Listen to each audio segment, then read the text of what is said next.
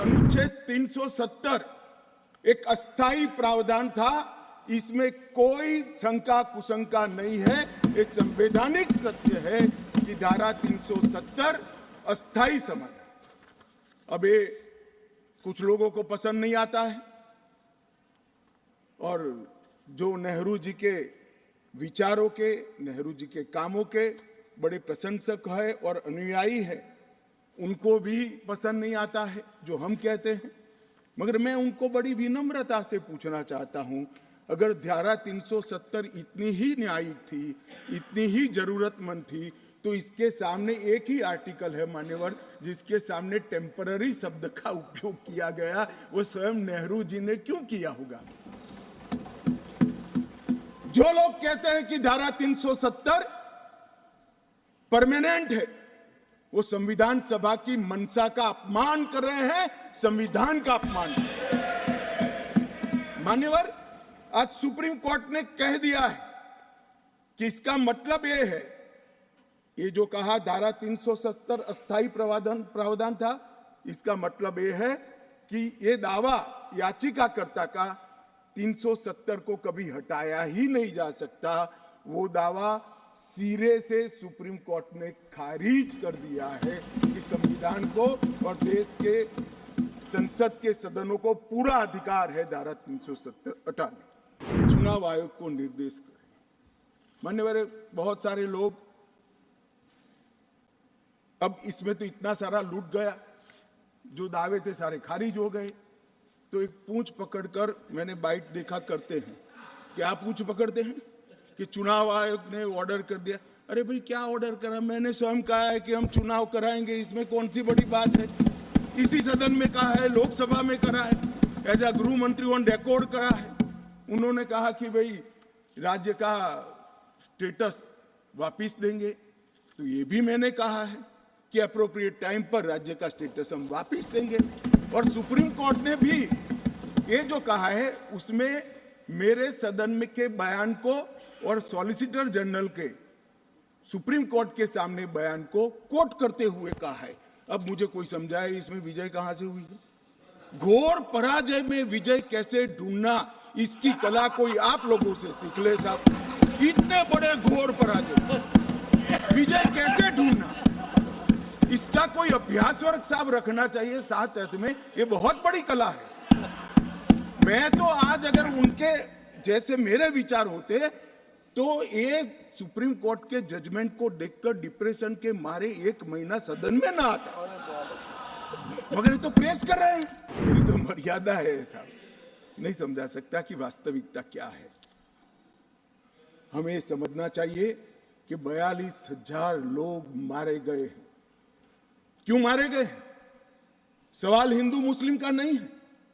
इनसे ज्यादा मुसलमान गुजरात में है, कश्मीर से ज्यादा मुसलमान उत्तर प्रदेश में है, कश्मीर से ज्यादा मुसलमान बिहार में है, कश्मीर से ज्यादा मुसलमान आसाम में है। क्यों वहां अलगाववाद नहीं हुआ? क्यों वहां टेररिज्म नहीं हुआ?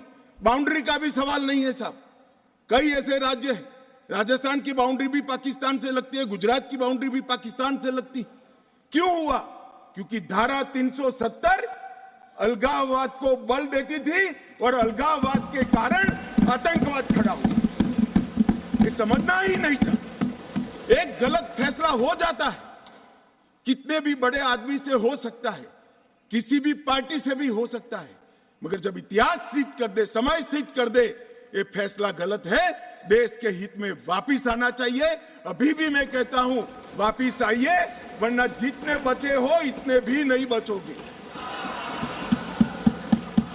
अगर अभी भी इस फैसले को चिपक कर रहना चाहते हो तो देश की जनता देखती है 2024 में 2-2 हाथ भी हो जाएंगे और जनता का परिणाम भी आ जाएगा और मोदी जी तीसरी बार प्रधानमंत्री। डिलिमिटेशन कमीशन ने और भी कई फैसले किए हैं। मैं जरा सदन के सामने पूर्व की स्थिति और अभी की स्थिति बताना चाहता हूं। पूर्व में जम्मू में सिर्फ 37 सीट थी, 37 सीट थी।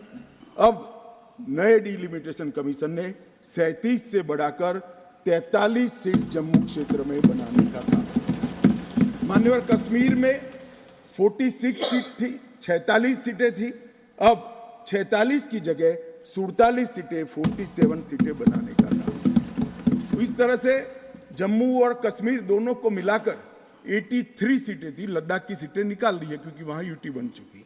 83 सीटें थी, उसकी जगह 90 सीटें अब डिलिमिटेशन कमीशन ने करी है, जिसको भारत सरकार ने माना है। और पाक ऑक्यूपाई कश्मीर की 24 सीटों को आरक्षित रखा गया है, क्योंकि हम अभी भी मानते हैं, कोई जिसको जो बोलना है वो बोले। इस सदन में बोला हुआ शब्द इतिहास बनता है। मैं आज फिर से कहना चाहता हूं, पाक ऑक्यूपाई कश्मीर भारत का है, हमारा है, और हमसे कोई नहीं छीन। मान्यवर, हमने 24 सीटें पाक ऑक्यूपाई कश्मीर के लिए सुनिश्चित की है। मान्यवर, अब तक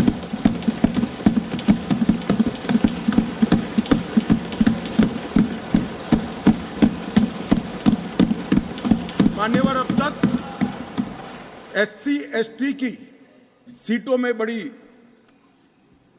विसंगतताएं भी थी, और जो दिग्विजय की कहते थे संवेदनशील अप्रोच होना चाहिए, संवेदनशीलता होनी चाहिए।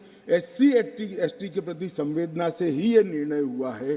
पहले जो 7 सीटें थी SC की, उसको हमने बरकरार रखा, और ST की सीट शून्य थी क्योंकि धारा 377 परमिट नहीं करती थी, अब परमिट करती है। 9 सीटों को रिजर्व कर दिया। जवाहरलाल नेहरू जी का कश्मीर के लिए कंडक्ट, और इस पर हमारा नजरिया थोड़ा तंग है। जहां तक तंग नजरिए का सवाल है साहब, देश की एक भी इंच जमीन का सवाल है, हमारा नजरिया तंग रहेगा, हम दिल बड़ा नहीं कर सकते। किसी को अधिकार नहीं है अपने बड़े हृदय को दिखाने के लिए देश का एक भूभाग देश से चला जाए और मूक दर्शक बनकर खड़े रह जाए। किसी को अधिकार नहीं। मैं आज फिर से कहता हूं, ये आरोप से मैं सहमत हूं। हमारा नजरिया तंग है। देश की एक इंच जमीन भी जाती है तो इसके लिए भारतीय जनता पार्टी का हर कार्यकर्ता सर्वोच्चता से संघर्ष करेगा, लड़ाई करेगा और लड़ेगा। हमें कोई इसमें शर्म की बात नहीं।